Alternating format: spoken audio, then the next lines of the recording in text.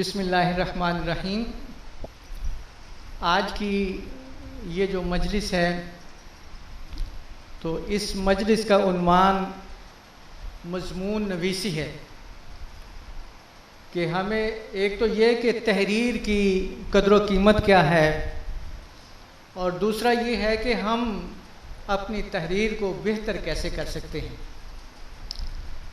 ہم اپنی تحریر کو زیادہ مؤثر کیسے بنا سکتے ہیں۔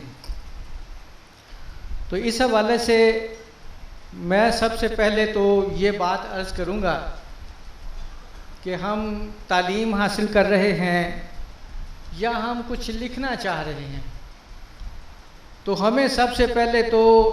یہ اللہ تعالیٰ سے دعا کرنی چاہیے، شعوری طور پر ہمیں ایک فیصلہ کرنا چاہیے، اپنے دل کے ساتھ ایک کمٹمنٹ کرنی چاہیے کہ ہم نے جو لکھنا ہے، ہم نے جو بولنا ہے، ہم نے جو سیکھنا ہے، یہ اللہ تبارک و تعالیٰ کی رضا کے لیے سیکھنا ہے۔ اور عالم دین جو ہے وہ جب بولتا ہے تو پھر اس کے کلمات کسی کے دل میں اتر جاتے ہیں، اور کسی کے دل کی دنیا محبت رسول سے آباد ہو جاتی ہے، کسی کے دل کی دنیا اللہ رب العزت کی بندگی اور اس کی بارگاہ میں عبودیت کے جذبے سے سرشار ہو جاتی ہے، کسی کے دل میں اولیاء صالحین کی محبت سما جاتی ہے، کسی کا دل علماء اور مشائخ کی محبت سے معمور ہو جاتا ہے، کسی کے دل میں صحابہ کرام اہل بیت اعظام رضی اللہ تعالی عنہم اجمعین کی محبت جگہ بنا لیتی ہے۔ تو یہ چھوٹی بات نہیں ہے، یہ بہت بڑا شرف ہے، بہت بڑا اعزاز ہے۔ آپ میری اس بات کو سمجھنا چاہیں تو حضور نبی کریم صلی اللہ تعالی علیہ وسلم کا وہ فرمان ذہن میں رکھ لیجئے کہ حضور نے فرمایا لَأَن يَهْدِيَ بِكَ اللَّهُ إِمْرَأً خَيْرٌ لَكَ مِنَ الدُّنْيَا وَمَا فِيهَا، کہ اللہ تبارک و تعالیٰ تمہارے ذریعے کسی کو ہدایت عطا فرما دے تو وہ عمل تمہارے لیے دنیا اور ما فیہا سے بہتر ہے۔ ایک بزرگ یہ فرماتے تھے کہ عالم دین جو ہے نا، ایک ہے عبادت گزار زاہد اور ایک ہے عالم دین۔ تو زاہد عبادت گزار تو یہ چاہتا ہے کہ میں جنت میں چلا جاؤں، میں دوزخ سے بچ جاؤں، لیکن عالم دین یہ چاہتا ہے کہ میں خود بھی جنت میں جاؤں اور ساتھ میں ڈھیروں سینکڑوں اور ہزاروں لوگوں کو بھی جنت میں لے کے جاؤں، میں حضور نبی کریم صلی اللہ تعالی علیہ وسلم کی امت کو دوزخ سے بچانے کا ذریعہ بن جاؤں۔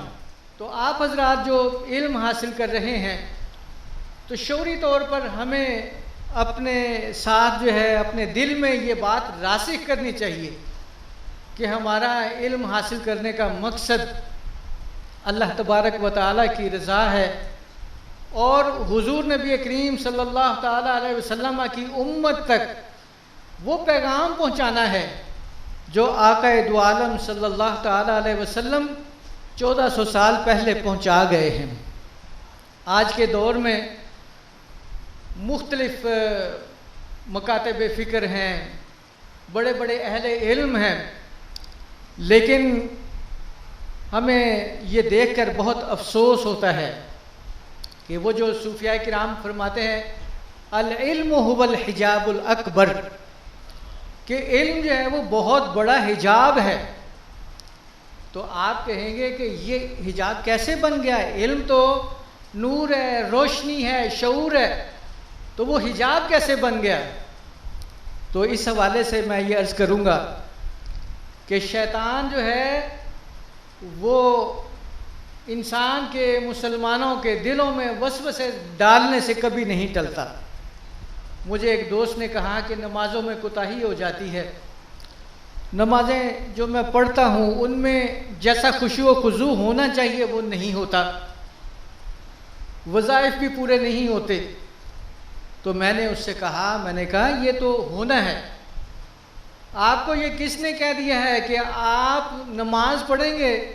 تو شیطان آپ کو مٹھیاں بھرتے ہوئے مسجد میں لے کے جائے گا؟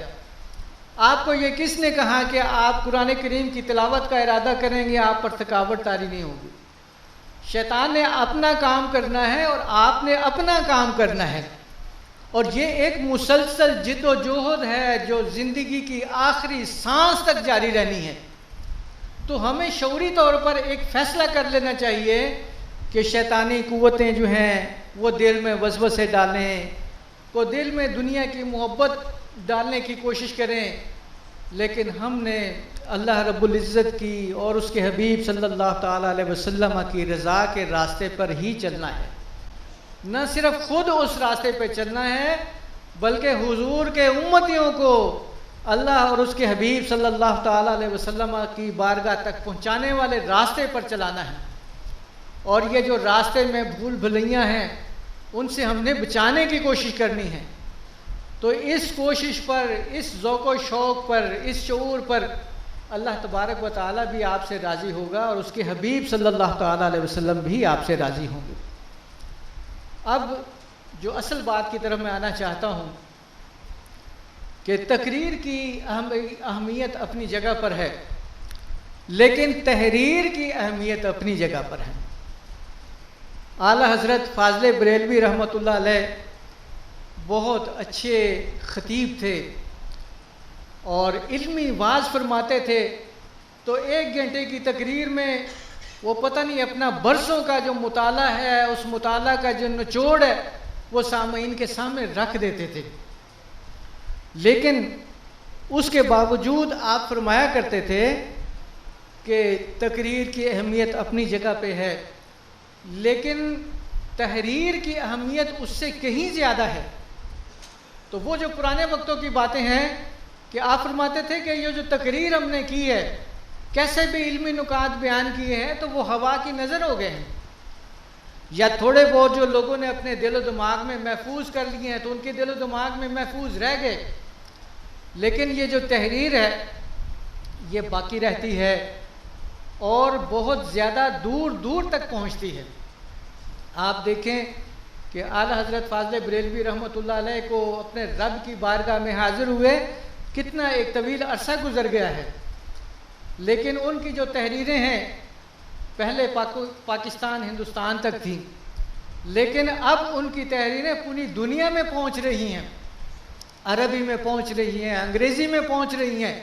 ترجمہ قرآن جو انہوں نے لکھا تھا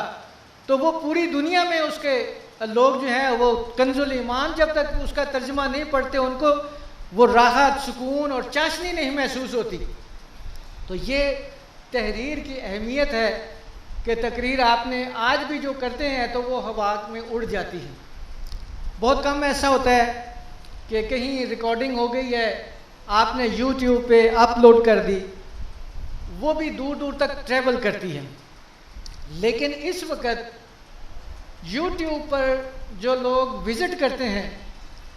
تو ایک ٹرینڈ ہے ان کے ہاں کہ لمبی تقریر کو نہیں سنتے، وہاں 5 منٹ 7 منٹ زیادہ سے زیادہ 10 منٹ،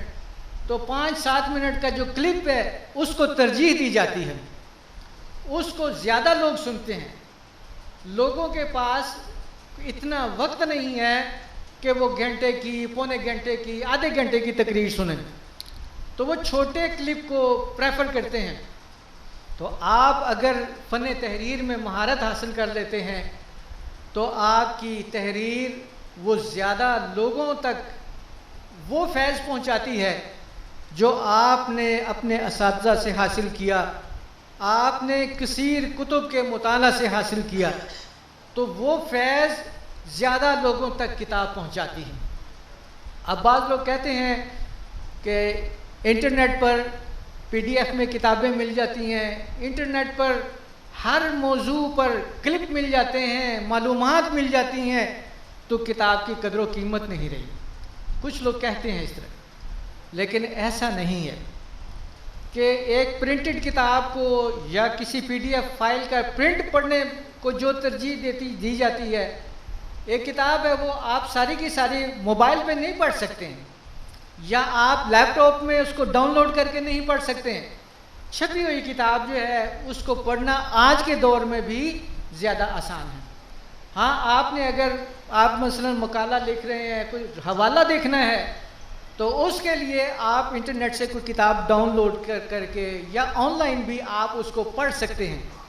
لیکن آپ یہ کہیں کہ میں احیاء العلوم پوری کی پوری اس پہ ڈاؤن لوڈ کر کے پڑھ لوں تو وہ ممکن نہیں ہوتا، آنکھوں پر بوجھ ہوتا ہے۔ تو کہنے کا مقصد یہ ہے کہ آج بھی چھپی ہوئی کتاب کی ایک اپنی اہمیت ہے۔ تو آپ حضرات کو چاہیے کہ اللہ رب العزت نے آپ کو علم تو عطا فرمایا ہے، تو آپ اپنے تقریر کی طرح اپنی تحریر کو بھی بہتر کرنے کی کوشش کریں۔